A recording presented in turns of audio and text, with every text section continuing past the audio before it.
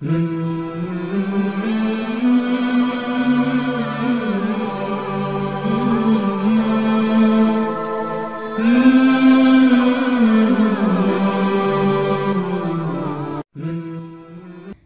pada kali ini kita menjawab satu pertanyaan dari sahabat kita, yaitunya sebetulnya dia hanya menanyakan tentang ikhfa dan idgham. Apa perbedaan ikhfa dan idgham? Kalau kita kaitkan dengan makharijul huruf, idgham itu adalah memasukkan ke huruf yang kedua. Kalau ikhfa itu apakah jelas nun sukunnya?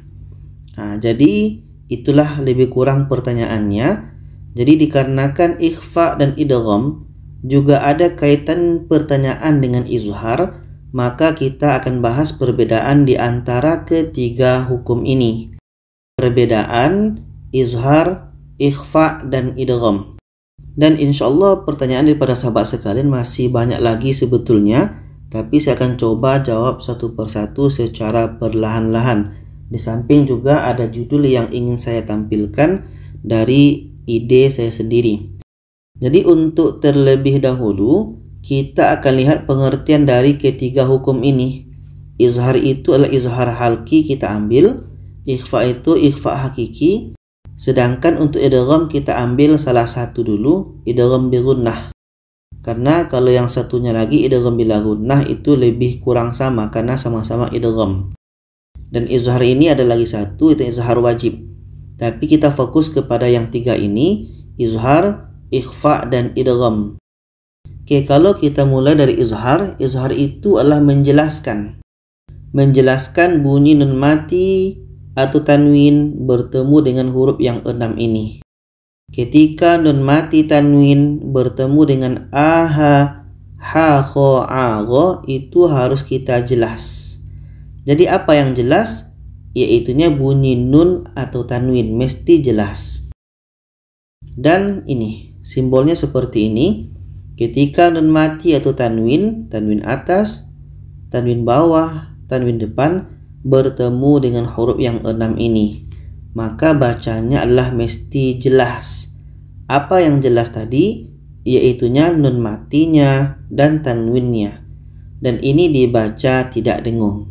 Oke, poin untuk izhar adalah jelas. Yang jelas itu adalah nun dan tanwinnya. Yang kedua kita masuk ikhfa hakiki, yaitunya menyamarkan atau menyembunyikan. Apa yang disamarkan? Apa yang disembunyikan? Yaitunya bunyi nun mati atau tanwin apabila bertemu dengan huruf yang 15 ini. Simbolnya seperti ini.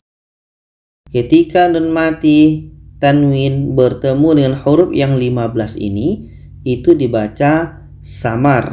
Oke, dibaca samar dan dengung. Oke, ikhfa poinnya adalah samar dan dengung. Dan idgham kita ambil satu, yaitu idgham bi gunnah. Idgham itu adalah memasukkan. Apa yang dimasukkan? Yaitunya bunyi nun atau tanwin kepada huruf yang 4 ini. Ini simbolnya. Jadi ketika nun mati tanwin bertemu dengan huruf yang 4 ini, itu dibaca secara masuk. Oke, secara masuk dan dengung. Jadi poin idgham ini adalah masuk. Bi gunnah dengung, kalau yang bila gunnah tidak dengung. Tapi poin kita di sini adalah idghamnya, memasukkan. Kita masukkan bunyi nun kepada huruf yang 4 ini atau bunyi tanwin kepada huruf yang 4 ini. Untuk lebih jelasnya kita akan lihat contoh. Untuk izhar halki ini dalam surah Al-Baqarah ayat 6 ini. Jadi ketika tanwin bertemu a, itu hukumnya izhar halki. Izhar tadi adalah jelas. Apa yang jelas? Yaitunya tanwinnya. Tanwin dibaca jelas. Kita baca sawa'un alaihim, sawa'un alaihim. Tanwin jelas. Oke, tanwin dibaca jelas, a dibaca jelas dan tidak dengung. Contoh yang kedua dalam surah Al-Baqarah ayat 10 ini. Ada tanwin bertemu a. A ini adalah huruf izhar, maka ini dibaca jelas. Apa yang jelas? Tanwinnya. Oke, tanwin jelas, A pun jelas. Kita baca adzabun alim, dan tidak ada dengung. Adzabun alim. Jadi untuk izhar tanwin harus jelas. Oke, tanwin harus jelas. Sedangkan ikhfa adalah ini dalam surah Al-Baqarah ayat 87 ini. Di sini ada tanwin bertemu ka. Ka ini adalah huruf ikhfa hakiki. Dan ikhfa tadi adalah dibaca samar. Apa yang masuk samar? Ketika kita sebut tanwin, kita sudah merasakan huruf ka. Ka ini letaknya adalah di pangkal lidah ya, di pangkal lidah. Kalau izhar tadi jelas, halki adalah tenggorokan. Jadi ini huruf tenggorokan. Kalau ini ikhfa ini lebih kepada banyak huruf lidah.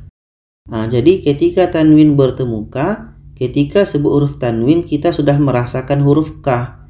Ka ini letaknya di pangkal lidah ya. Jadi kita baca fa fariqan kadzabtum. Fa fariqan kadzabtum.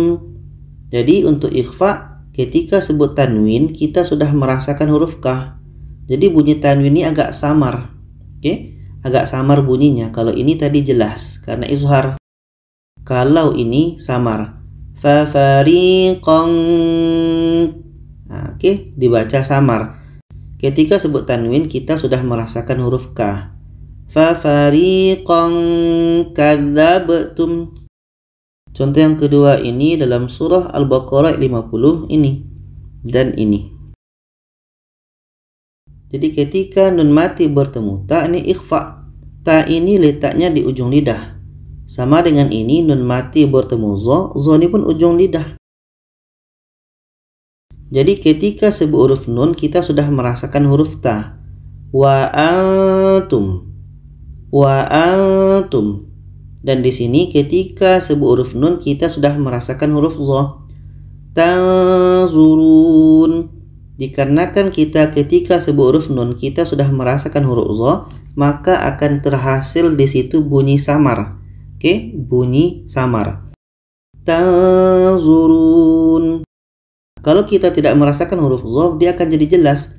Tanzurun. Tanzurun. Dia baca jadi jelas. Dikarenakan ikhfa ini bukan jelas tapi samar, maka ini ketika sebut huruf nun kita sudah merasakan huruf zo. Tanzurun. Wa antum tanzurun. Dan yang ketiga idgham. Ini dalam surah Al-Baqarah 8 ini. Ini lebih kepada idgham bi gunnah ya. Ketika nun mati bertemu ya, hukumnya adalah idgham bi gunnah. Maka bunyi nun ini masuk kepada huruf ya. Atau boleh kita bahasakan huruf nun ini masuk kepada huruf kedua. Ini yang ditanyakan oleh sahabat kita tadi. Nun mati bertemu ya adalah idgham. Bunyi nun hilang masuk kepada bunyi ya. Untuk mudah paham kita seperti itu. Bunyi nun hilang masuk kepada ya. Dan di sini ada dengung. Kita baca. May yaqul.